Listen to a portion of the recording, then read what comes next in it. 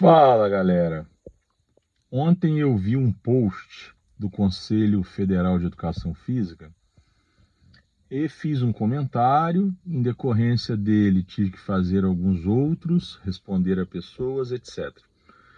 Por isso, novamente, eu vou explicar. Já gravei outros vídeos sobre, mas vou explicar dentro do contexto de ontem.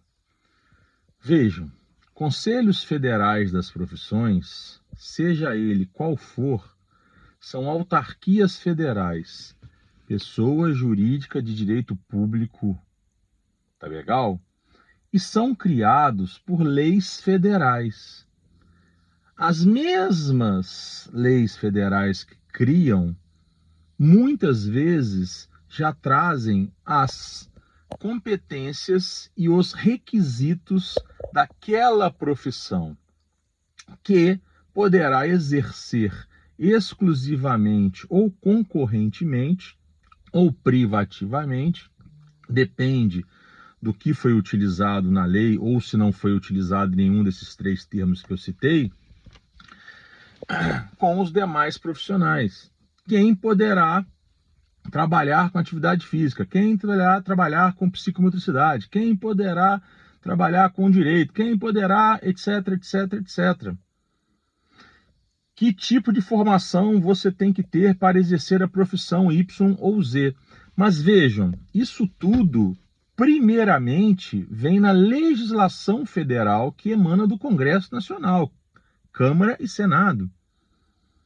Isso não vem da opinião do Diogo, isso não vem da opinião do Zé, isso não vem da norma técnica da associação, isso não vem da norma técnica da Sociedade de Pediatria, isso não vem do comunicado da cooperativa dos trabalhadores, isso não vem da cabeça do fulano que tem 1 milhão de seguidores.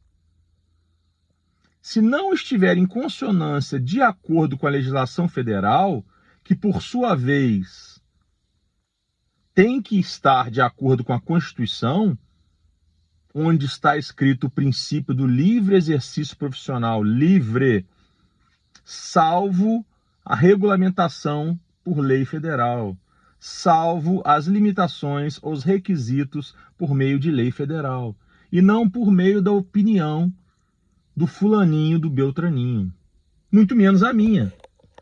Então, as autarquias, a partir de suas criações, podem e devem criar normativas internas para regulamentar supletivamente o exercício profissional, mas nada contrário ao que está previsto nas leis federais e na própria Constituição.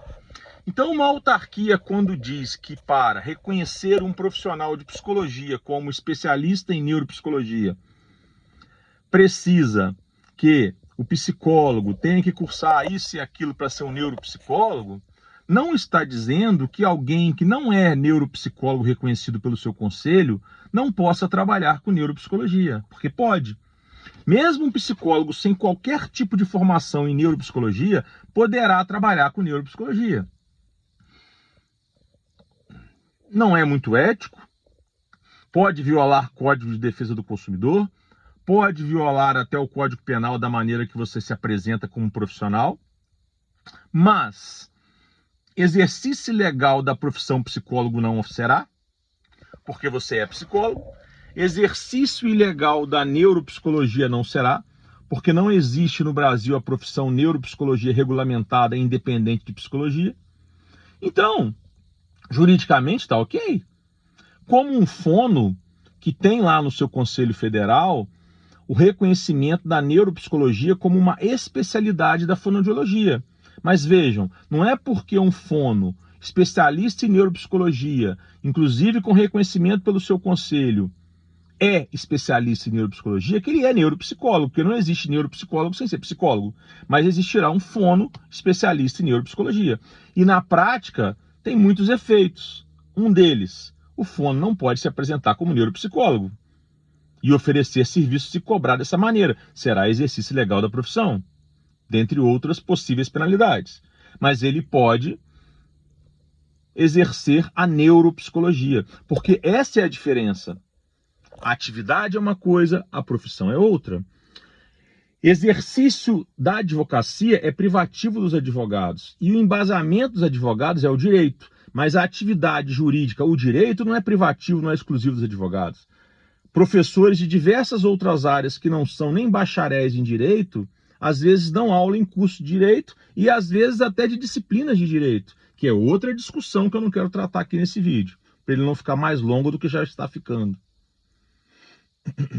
Magistrados que não são advogados, às vezes nunca foram, porque comprovaram sua experiência prática para serem admitidos nos concursos e nas funções por outros meios, trabalham com direito. Então, nós temos que aprender a diferenciar a atividade da profissão. E muitas vezes a profissão tem, por lei, diversas competências exclusivas desse ramo, dessa atividade.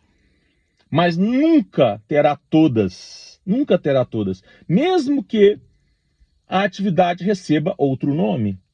Porque se nós voltarmos historicamente, fisioterapia, fonoaudiologia, terapia ocupacional, isso não existia, era tudo medicina. Então, à medida que as coisas vão evoluindo ou regredindo, classifiquem, adjetivem como quiser, a legislação, o processo legislativo pode vir a acompanhar ou não, inclusive criando novas profissões, novos nomes, novas competências, à revelia de quem não goste, de quem seja contra. Tanto é que vira e mexe o Conselho Federal de Medicina está em brigas judiciais com outros conselhos na Justiça Federal, porque são autarquias federais, competência e razão da pessoa, para tentar segurar algumas competências na mão dos médicos. Se é bom ou ruim, se é tecnicamente improvável que um profissional não médico tenha a capacidade de fazer Y ou X, não vou discutir isso.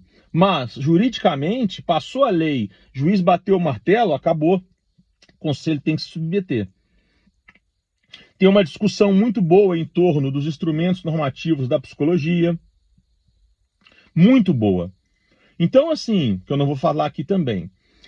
E assim nós vamos. Em relação à questão da atividade profissional, psicomotricidade exercida pelos professores de educação física, pode sim, porque na lei que regulamentou a profissão dos psicomotricistas, não há previsão de exclusividade da atividade na mão deles.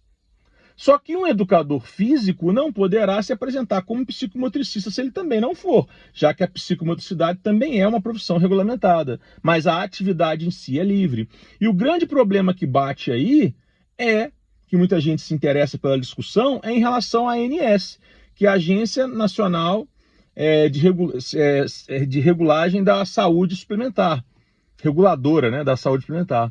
Porque a ANS, também criada por meio de leis federais, também com toda a sua fundamentação nas leis federais que criaram a saúde suplementar, etc., as normas federais que criaram a saúde suplementar, etc., também tem que estar limitada, subordinada, vinculada à Constituição e às leis federais. E o que a ANS diz nem sempre está de acordo com o que os conselhos preveem. E a grande importância da ANS é que ela extrajudicialmente, administrativamente, determina quem pode se cadastrar no plano seguro de saúde, vir a receber restituição, etc, etc, etc. Mas às vezes a ANS erra também.